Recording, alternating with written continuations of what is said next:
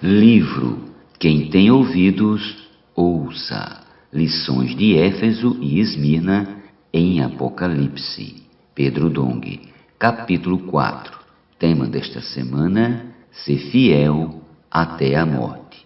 Meta de hoje: leitura das páginas 59 a 61. O grande erro dos cristãos. Ainda na época do governo de Trajano, os cristãos eram interrogados. Caso negasse o nome de Cristo, eram libertados. Do contrário, eram ocupados e executados.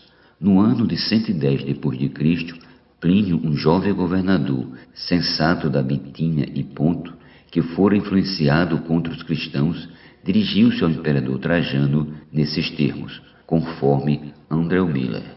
O crime ou erro dos cristãos se baseia nisso.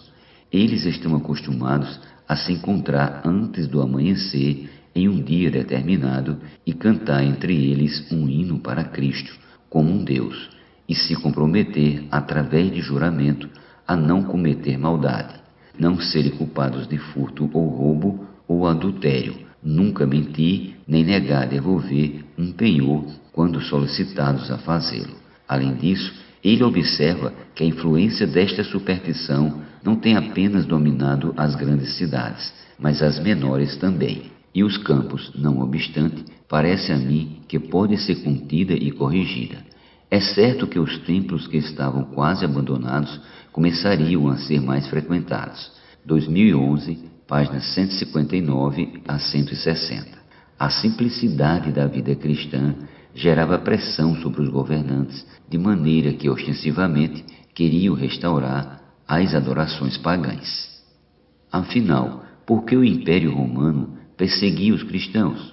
O exposto acima explica e nos ajuda a compreender por que os romanos perseguiam tanto os cristãos, já que ostentavam a liberalidade em tolerar todas as religiões. Por herdar dos gregos a democracia, eles eram tolerantes, consentindo inclusive que os judeus praticassem sua própria religião.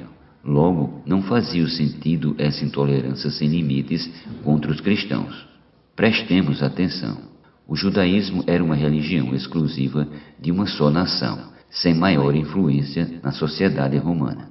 Qualquer um poderia aderir ao judaísmo. Se você quisesse ser um prosélito, bastava seguir seus costumes, suas dietas, participar de suas festas solenes, e isso não afetava muita coisa. Mas quando se tratava da fé em Jesus Cristo, a coisa mudava de figura. Certamente, o motivo de tanta intolerância aos cristãos é que sua mudança de vida desestabilizava a religião pagã. A religião pagã politeísta era uma instituição do Estado que estava totalmente associada ao sistema civil e social. Os cristãos, no entanto, traziam estabilidade ao império e isso causava conflito. Se não fosse assim, por que seriam perseguidos? O problema residia no seguinte fato: quem aceitava a fé deixava os ídolos e, como Andrew Miller escreveu, os templos pagãos estavam praticamente abandonados por causa da fé em Jesus Cristo.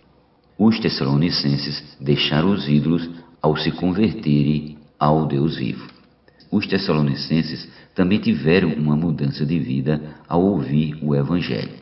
Após ouvir a palavra da fé por meio de Paulo, ele disse: o nosso Evangelho não chegou até vós tão somente em palavras, mas sobretudo em poder do Espírito Santo e em plena convicção, assim como sabeis ter sido o nosso procedimento entre vós e por amor de vós. 1 Tessalonicenses 1,5.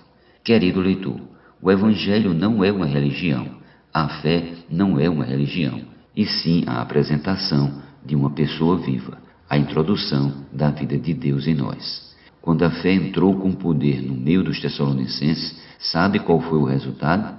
A resposta está no versículo 9. Eles mesmos, no tocante a nós, proclamam que repercussão teve nosso ingresso no vosso meio, e como deixando os ídolos, vos convertestes a Deus para servirdes ao Deus vivo e verdadeiro. Assim como nós, os cristãos de outrora estavam envolvidos com o Evangelho do Deus vivo e verdadeiro. Por isso foram tão perseguidos. Portanto, no viver normal da igreja, você não está em uma religião. Pelo contrário, você entrou pela porta da fé e recebeu o Filho do Deus vivo. Hoje a vida divina opera em você para transformar sua vida. Foi isso que fez os romanos pensarem que os cristãos eram hostis. Eles não aceitavam que a forma de adoração a Deus interferisse na adoração às deidades. Então, questionavam por que os cristãos queriam mudar as coisas, quando na verdade não queriam mudar nada. A vida de Deus é que transformava a vida das pessoas.